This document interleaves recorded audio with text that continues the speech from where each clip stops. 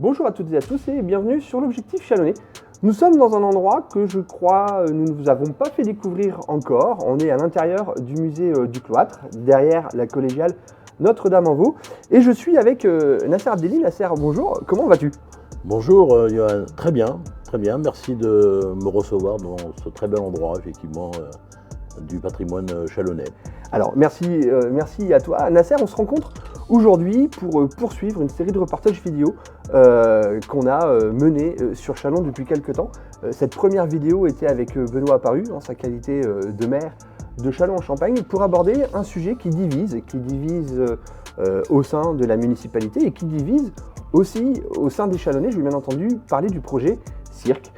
Ce projet Cirque, quand on en a échangé avec Benoît Apparu, on a aussi constaté des désaccords parmi l'opposition, des accords qui ont été portés par différentes voix, celle de Rudy, que l'on a déjà rencontré, par ton intermédiaire, et puis par l'intermédiaire de Gabriel Michel, qu'on va rencontrer tout de suite après dans ce même cadre. Nasser, déjà, pour que on puisse resituer le contexte, et si toutefois il y a des Chalonnais qui ne te connaissent pas, est-ce que tu peux rapidement te présenter ?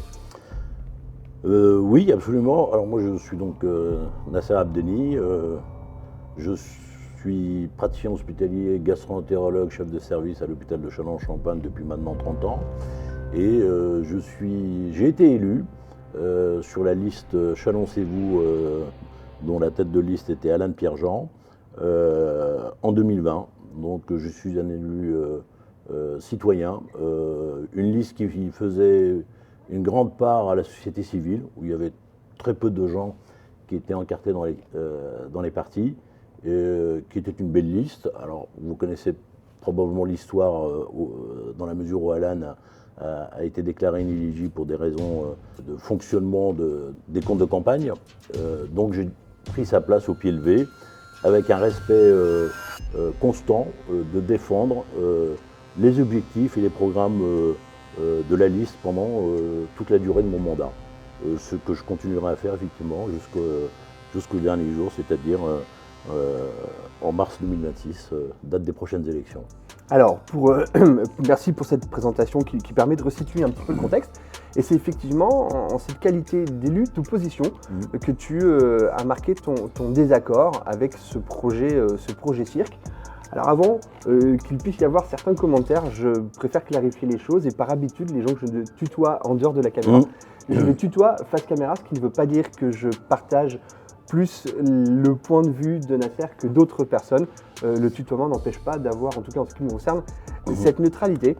Nasser, quand on a interviewé Benoît Apparu à ce sujet et qu'on a dit qu'effectivement, qu'on lui a demandé ce que tu répondais lorsque tu manifestes ton opposition, notamment en reprenant une de tes citations que tu as pu tenir dans ce conseil municipal du mois de juillet, finalement, qui a été le départ de ces désaccords manifestes. Benoît Apparu nous a dit que vraisemblablement c'était peut-être davantage la mise en avant d'un intérêt personnel au détriment d'un intérêt général, qui est celui que doit mettre en avant un élu. Je le rappelle, tu as dit que face à ce projet Cirque, ton inquiétude c'était de voir le projet Hôpital 2023 devenir le projet Hôpital 2030. Qu'est-ce que tu peux répondre à ça ? Absolument, j'ai été effectivement, j'ai entendu et vu cette partie de l'interview de M. Apparu, où j'étais même très surpris d'avoir été pris en tant qu'unique élu d'opposition de facto d'une liste. On avait 2 représentants, mais la deuxième ne faisait plus partie de la liste. D'avoir été ciblé avec autant de temps et une forme d'agressivité vis-à-vis de moi. Je voudrais d'abord répondre que je suis un élu citoyen, comme M. Apparu, que M. Apparu essaye généralement, quand les gens ne sont pas d'accord avec lui, de discréditer leur position, ce qui était le cas à mon encontre. Évidemment, les 2 budgets, tout le monde le sait, et c'est pas aujourd'hui qu'on va le découvrir, les 2 budgets de l'hôpital et celui du musée du Cirque sont totalement séparés, ça je le sais, tout le monde le sait. Effectivement, ce n'est pas les mêmes budgets et ce ne sont pas les mêmes financeurs au départ. Comme il l'a dit, je le répète, c'est l'État qui construit les hôpitaux, qui donc est à l'origine des budgets. Et là, c'est la ville qui a pris l'initiative de construire un musée du cirque. De principe, je n'ai pas une opposition formelle au projet qu'a défendu M. Apparu pendant sa mandature. Je voudrais juste lui rappeler, d'ailleurs comme toute opposition, je voudrais juste lui rappeler que j'ai dû voter 99,9% des délibérations, comme la plupart d'ailleurs des membres de l'opposition, parce qu'elle nous paraissait utile, elle nous paraissait intéressante pour les citoyens et pour l'avenir de la ville. On reviendra du coup, si tu veux bien, Nasser, sur le fond de ce projet, sur le fond et la forme qu'il prend aujourd'hui, mais déjà sur cette histoire de financement différents, un financement d'État, un financement de la ville, et un intérêt général et un intérêt personnel. Alors, pour éclaircir les choses, s'il te plaît. Voilà, c'est quelque chose qui me touche énormément parce que ça fait 30 ans que je travaille dans cette ville. Je suis un néo-chalonnais arrivé fin 96, dans un hôpital où j'ai tout créé. Et tout le monde sait dans cette ville, depuis les 30 ans où je suis, que je ne défends que l'intérêt général. Dans le projet hospitalier, par exemple, il n'y a aucun médecin, aucun infirmier, aucun soignant qui a demandé un bureau extraordinaire, qui a demandé des moyens extraordinaires. Nous demandons simplement à avoir un hôpital du XXIe siècle, dans l'intérêt de la ville de Châlons et de l'agglomération, mais également dans l'intérêt des patients. Au jour d'aujourd'hui, le problème que pose l'hôpital, c'est que c'est un hôpital vétuste qui nous coûte de l'argent et avec un accueil indigent des patients. Dans mon propre service, en consultation par exemple, j'ai eu l'occasion de le dire, en hiver, les gens ont très froid, parce qu'il n'y a pas de chauffage, et en été, ils ont très chaud. Je travaille dans une unité d'endoscopie digestive, je fais des examens intimes, je l'ai rappelé, je le rappelle, et c'est assez difficile pour moi de le dire. J'ai une unité où les gens n'ont pas de vestiaire pour se déshabiller. Ils se déshabillent au milieu des soignants. Il n'y a pas de toilette pour se soulager après l'examen, si bien qu'il faut descendre en radiologie, trouver un toilette ouvert, avoir du papier. Donc c'est indigne d'un hôpital du XXIe siècle. Et encore une fois, ce sont deux projets totalement séparés. Et ce que je reproche à M. Apparu, en dehors du fait d'essayer de me discréditer en m'opposant l'intérêt général et l'intérêt particulier, dans ma vie personnelle d'ailleurs, beaucoup de gens le savent, j'ai également une très grande implication dans des actions caritatives, notamment du Lions Club international, où je suis responsable du cancer infantile sur toute la région Grand Est, où j'ai mené des projets de financement, notamment d'un appareil de laser pédiatrique qui permet de guérir sans séquelles les tumeurs cérébrales profondes de l'enfant et qu'on a remis le 23 janvier 2025 au CHU de Nancy. Ça a coûté 300 000 € et c'est moi qui ai mené le projet avec mes amis du Lions pendant 2 ans. Donc l'intérêt, me taxer d'agir uniquement dans mon intérêt particulier, c'est totalement faux et je ne pense pas qu'un maire puisse dire ça d'un élu citoyen qui défend simplement des projets différents. On peut ne pas être d'accord avec lui, mais on peut également s'expliquer et donner des raisons pour lesquelles on n'a pas la même vision que lui sur ce projet. Je reviens à... Ça, c'est la réponse sur l'intérêt général. Intérêt particulier. Toute ma vie à Châlons depuis 30 ans. On a bien compris, merci de cette réponse. Je n'ai fait que défendre l'intérêt général, aussi bien au sein de l'hôpital qu'au sein de la ville, qu'au sein de ma vie privée et dans tous mes engagements. Encore une fois, je suis élu citoyen comme M. Apparu et toute sa liste, et je ne le reprocherai jamais d'avoir une discussion contradictoire sur des projets. Maintenant, pourquoi je suis... Alors, je vous ai dit, je ne suis pas fondamentalement, opposé à ce projet. Je suis opposé, mais malheureusement, nous n'avons pas eu beaucoup le temps de le dire, je suis opposé à la façon dont il a été mené. Pourquoi je compare l'hôpital ? L'hôpital, la santé, c'est un des plus gros échecs de la mandature de M. Apparu depuis 12 ans. Il faut le reconnaître. Quand je suis arrivé à l'hôpital de Châlons, fin 96, il y avait 110 médecins dans cette ville. 110 médecins spécialistes. Au jour d'aujourd'hui, on les compte sur les doigts d'une main. Vous pouvez vérifier, au jour d'aujourd'hui, à l'hôpital, dans la ville de Châlons, il y a un ophtalmologue qui va bientôt partir en retraite, il y a 2 dermatologues. Il n'y a plus aucun spécialiste. C'est bien un échec. On est passé de 110 médecins à 3 médecins, donc il ne reste plus que la structure de l'hôpital. La structure de l'hôpital est vitale pour nos patients. est-ce que ça, pardon, Oui. mais est-ce que ça reflète une mandature ou est-ce que ce n'est pas aussi le reflet de ce qui se passe au niveau national avec effectivement l'émergence de nouveaux déserts médicaux et l'accès aux soins qui est de plus en plus difficile pour les citoyens français et pas uniquement chalonnais? Alors, tu as raison et j'entends ce discours-là et je le comprends tout à fait. Sauf que nous avions l'opportunité, je dis bien l'opportunité, d'avoir malheureusement, et je le dis bien malheureusement parce que je ne suis absolument pas contre le libéral, d'avoir une clinique Priolet qui était détenue par la clinique Colancy qui a fait faillite. Ça a été un drame parce qu'il a fallu mettre à la porte 80 personnels de santé, que les médecins se sont retrouvés à la rue du jour au lendemain à essayer de trouver une autre structure. Ça a été un drame et je le prends pour ce qui me concerne alors que je suis un hospitalier. Donc normalement, dans la plupart des villes, les hôpitaux sont contre les cliniques et vice-versa. Non, moi je défends la présence de médecins libéraux dans la ville de Châlons. Et l'opportunité de l'hôpital 2023, c'était ça qui était important. Nous avions fait un projet avec Mme Herbellet, qui était la précédente directrice, en 2019, qui a été validé par l'ARS. Et je vais vous dire pourquoi je ne suis pas d'accord avec M. Apparu.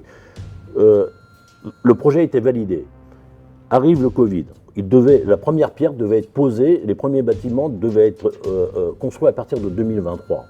2023, donc il y a le Covid, et finalement, on nous dit, maintenant, on va remettre le projet à zéro, on va le reprendre à zéro. Je vous rappelle simplement que le CHU de Reims était dans la même situation. Alors, M. Apparu me critique d'agir en tant que médecin, mais c'est peut-être aussi parce que je connais très bien les problèmes de la santé. Or, moi, je m'étonne pendant les presque 6 années de mandature de ne pas faire partie de la commission santé dans une municipalité où il n'y a pas d'autres médecins au conseil municipal que moi. Ça m'a toujours surpris et je ne le comprends pas. Il n'y a plus d'adjoint à la santé à la ville de Châlons depuis le décès malheureux de Jean-Louis Debeau. Donc tout ça pour dire que l'hôpital 2023 aurait dû être construit avec le projet et le budget qui était prévu, qui était de 45 millions d'euros. Nous avions tous les bâtiments dont nous avions besoin, avec potentiellement des bâtiments supplémentaires avec éventuellement une ouverture à la ville. Je vous en parlerai parce que c'est quelque chose qui est très important pour moi dans cette ville. 45 millions d'euros de financement financement d'État. 20 millions apportés par la RS et 25 millions empruntés par l'hôpital. Et les 25 millions empruntés par l'hôpital étaient tout à fait, c'est un emprunt qui est tout à fait faisable compte tenu de l'endettement de l'hôpital. Or, à partir du moment où le Covid a eu lieu, on nous a mené vers un autre projet. Au jour d'aujourd'hui, ce projet-là, c'est une perte de temps immense. C'est également une perte d'argent immense, puisque nous passons d'un projet avec tout ce dont nous avions besoin pour les soignants et les patients. Encore une fois, il ne faut pas oublier que ce sont les patients qui sont concernés. Nous faisons ça dans l'intérêt de nos patients, pour leur rendre service. On nous a bien applaudi pendant tout le Covid. Au jour d'aujourd'hui, on est descendu dans une situation encore plus basse que pendant le Covid. Donc, du coup, excuse-moi, je finis, pour ne pas perdre le fil de ma pensée. Donc, on repart sur un projet qui s'éternise. On refait des projets d'établissement. Un projet d'établissement, quand vous le refaites, ça coûte 1,5 million d'euros. Nous, on a dû dépenser pratiquement 2 millions d'euros supplémentaires par rapport à un projet qui a été validé par les services de l'État, avec un budget fixé. Au jour d'aujourd'hui, on repart sur un projet avec 2 tranches, une qui sera livrée normalement en 2030 et l'autre en 2034. La première tranche va valoir 65, donc en gros 65-70 millions d'euros. On double le budget pour la moitié du projet.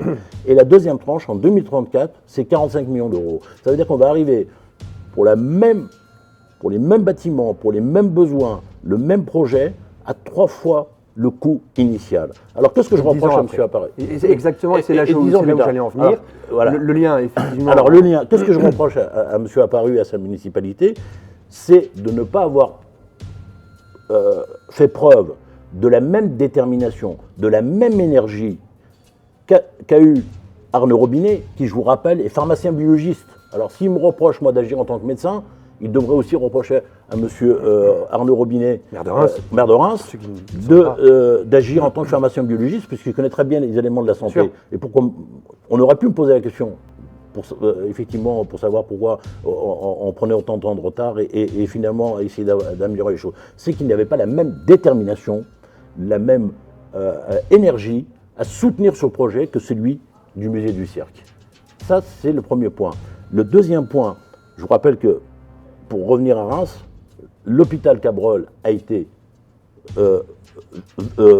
livré en temps voulu, avec une augmentation de capacité qu'a obtenue M. Robinet pendant le Covid de 30%. Et que là, on est en train de reconstruire Maison Blanche sur des bâtiments historiques qui vont coûter 3 fois plus cher. Ça va être 1 milliard d'euros, 1,2 milliard. Donc la santé est un enjeu extrêmement important pour une ville, pour une agglomération comme la nôtre. Au jour d'aujourd'hui, il n'y aura plus jamais de clinique à Châlons.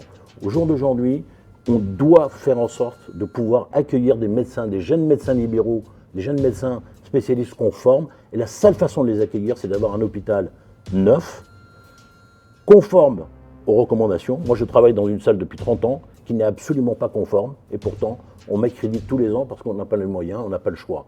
Donc ça, c'est l'avenir de l'hôpital. Je vous rappelle que l'hôpital, quand même, l'intérêt particulier dont parle M. Apparu, c'est quand même le premier employeur de la ville. C'est 1200 employés dans la ville, et encore plus si on avait fait le projet à temps. C'est des milliers de passages aux urgences, des milliers de consultations. J'ai les chiffres, je peux vous les donner, je les ai notés. Ils sont connus de tout le monde, il suffit de se brancher sur le site de l'hôpital et vous aurez le nombre de passages aux urgences, le nombre de consultations, le nombre d'actes d'endoscopie, le nombre d'actes de chirurgie, etc. Vous avez bien compris la défense d'un intérêt général.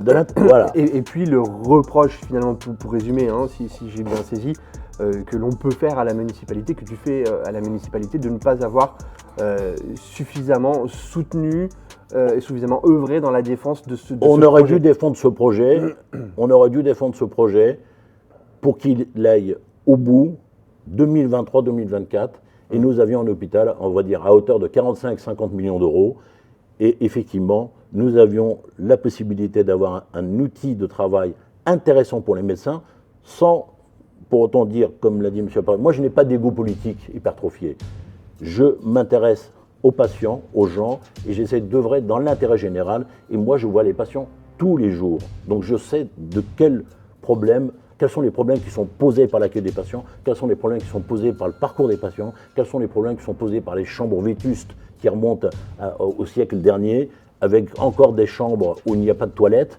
Tout ça, on le sait. Et un maire et même un président de l'agglomération se doit de savoir tout ça. Or, ce sont des choses sur lesquelles on ne nous a jamais finalement interrogés, sur lesquelles on n'a pas voulu en savoir plus.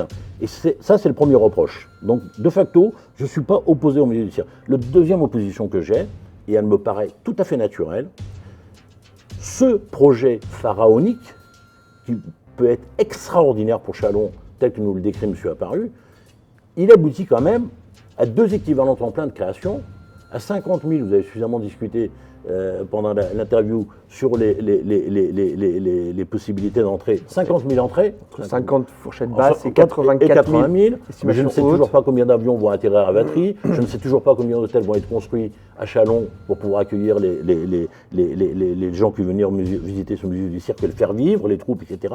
Les frais de fonctionnement, on a échangé notamment avec Rudy sur ces frais de fonctionnement qui sont estimés à 600 000 euros annuels. Et qui peut-être, Nasser, on peut peut-être faire un détour aussi par cette argumentation, qui pourrait être utilisée peut-être pour des agents municipaux ou qui pourrait être utilisée autrement. Moi, je voudrais qu'on puisse comprendre, j'ai bien saisi l'opposition sur la façon dont le projet avait été mené. Si tu permets, je suis juste sur la dernière partie, la deuxième raison de l'opposition, c'est que ce projet-là ne faisait pas partie du programme de M. Apparu en 2020. C'est quand même extrêmement important. Il ne faisait pas partie. J'ai entendu dire, quand il a répondu notamment à Gabriel Michel, qu'il y avait l'abécédaire cirque. Dans l'abécédaire cirque, on peut tout y mettre. Sauf que là, c'est un projet à 45 millions, et que, enfin, 32 millions, mais très honnêtement, je pense que les coûts vont être un peu plus élevés, c'est toujours pareil. Bon, on va dire 32 millions. Donc, 32 millions, on n'engage pas une municipalité sans être passé devant les citoyens. Donc, le calendrier, il le passe en fin de mandature. J'aurais aimé, et je le dis tout à fait honnêtement à M. Apparu, j'aurais aimé, M. Benoît Apparu, M. le maire, que vous ayez pris l'engagement de faire ce projet avec les prochaines élections municipales. je pense que les Chalonnais auraient été à même de juger en votant. Et effectivement, si les Chalonnais, avec ce projet qui est quand même extrêmement important pour la ville, pour les finances de la ville, pour l'avenir de la ville, avaient réuni M. Apparu, moi je n'aurais absolument rien à dire. C'est la loi de la démocratie. On présente un projet, on le défend, on est élu et on le met en place. Ça, c'est la deuxième raison pour laquelle je me suis opposé. Ces deux raisons-là, en réalité, on ne peut pas les défendre au conseil municipal.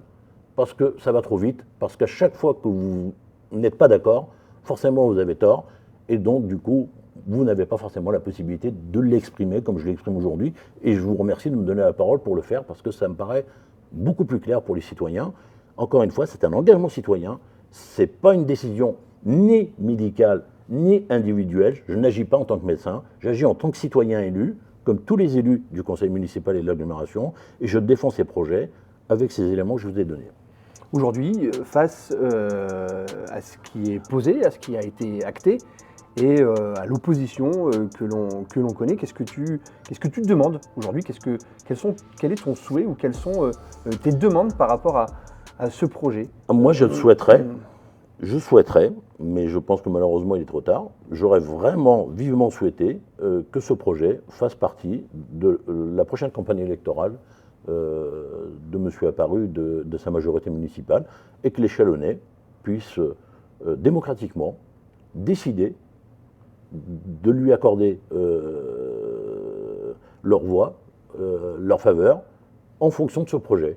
Je pense qu'effectivement, ça aurait été, sur le plan de la démocratie locale, ça aurait été beaucoup plus important, enfin, ça aurait été tout à fait normal, et là, nous n'avions plus rien à dire. Encore une fois, ce projet, s'il aboutit tel qu'il le présente, si Châlons devient une ville du cirque, alors je voudrais juste revenir, pendant que j'y pense, à une délibération qui a été soumise par, qui m'a surprise, et qui a été soumise par Dominique Vattel. Vous vous souvenez que lors du dernier conseil municipal, il avait demandé à ce que la municipalité finance à 50 000 € des gamins qui ne pouvaient pas faire du sport faute de moyens. Et j'ai été assez interloqué de la réponse aussi bien de Mme Pandavoine que de M. Apparu, parce que le but de M. Apparu, si je comprends avec le musée du cirque, c'est de faire de chacun de nous, citoyens chalonnais, des circassiens.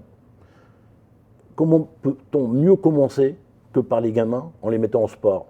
Or là, on refuse une subvention sous prétexte qu'il y a un étalement pour des familles qui n'ont pas les moyens, on est bien d'accord. Hein. Ce sont des gens qui n'ont pas les moyens de payer les 80 € de cotisation annuelle pour une activité sportive. Eh bien, on va étaler à 10 € par trimestre pour permettre à ces gamins-là. Non, le rôle de la municipalité, c'est de les prendre en charge, d'autant plus qu'à l'avenir, M. Apparu nous explique que nous allons tous être des sportifs circassiens et que nous allons tous être formés à partir de notre petite enfance. Donc je ne comprends pas très bien la dissonance entre les deux. Voilà. Donc si effectivement ce projet est porté pendant la campagne électorale, je ne sais pas, on ne sait pas encore, personne ne sait à Châlons si M. Apparu va se représenter. En tout cas, c'est le jeu. C'est le jeu, on est bien évidemment, s'il se représente, on sait que ce sera le dernier à entrer en campagne. Exactement. C'est valable dans toutes les municipalités de France. Qu'il entre en campagne avec ce projet et qu'il le mette effectivement au suffrage des Châlonnais. Et si les Châlonnais l'acceptent, on n'aura absolument rien à dire. Et moi, je pourrais le premier à le féliciter, parce que c'est un projet qui aura été validé par le suffrage universel.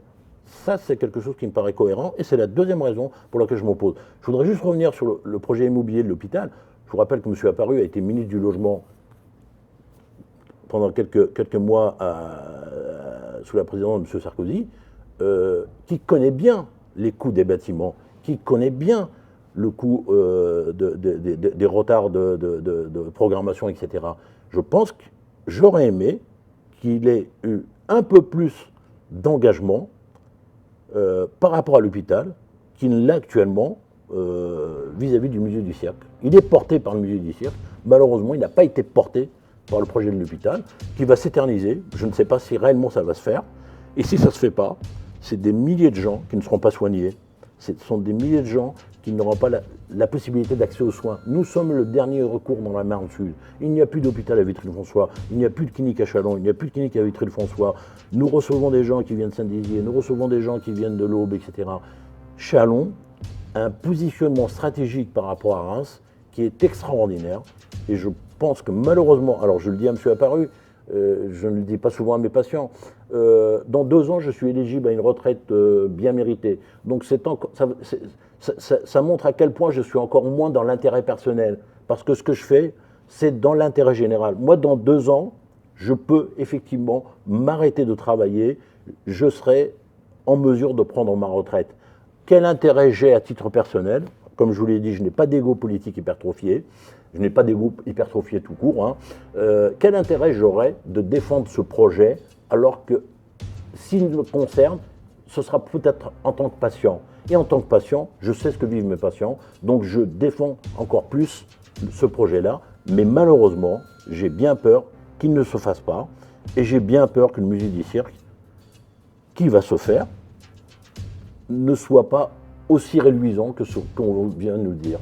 On n'a pas beaucoup de chiffres sur les fréquentations, il n'y a aucune... Ce sont des estimations, bien sûr. Des estimations, voilà. Voilà tout ce que j'avais à dire. J'étais un peu long et je t'ai souvent coupé la parole. Pas de souci, mais voilà, c'était important de repositionner les choses. C'est important aussi que chaque acteur, et en parlant d'acteurs, on a dit avec Aïssa qu'on terminerait cette série de reportages qui dure malheureusement parce que les disponibilités de chacun font que c'est compliqué de pouvoir mener des projets comme cela dans un temps restreint. Mais les derniers acteurs que l'on ira rencontrer, ce seront les Chalonnais. Effectivement, pour recevoir leur point de vue. Et donc, en tant qu'acteur, Gabriel, qui va prendre ta place dans quelques instants, c'est important aussi qu'on puisse vous entendre et que vous puissiez répondre à Benoît Apparu et exprimer aussi aux Chalonnais, et pas simplement à la majorité actuelle, votre point de vue sur ce projet et vos intimes convictions. On a compris l'intérêt général au nom de l'hôpital, notamment, et pas un intérêt personnel. Et je te remercie. Et un dernier petit mot. Donc moi j'ai vécu de façon, on va dire, accidentelle la mandature actuelle, puisque c'est Alan, et je le regrette, qui aurait dû être à cette place.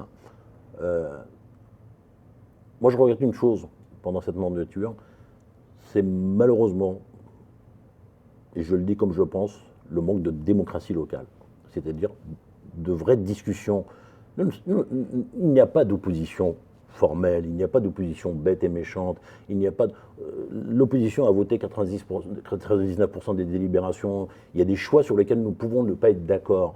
Mais je pense qu'effectivement, quand on en discute en amont, s'il y avait une vraie démocratie locale, je pense qu'on aurait pu arriver, y compris avec l'opposition, à des projets qui n'auraient pas prêté à discussion.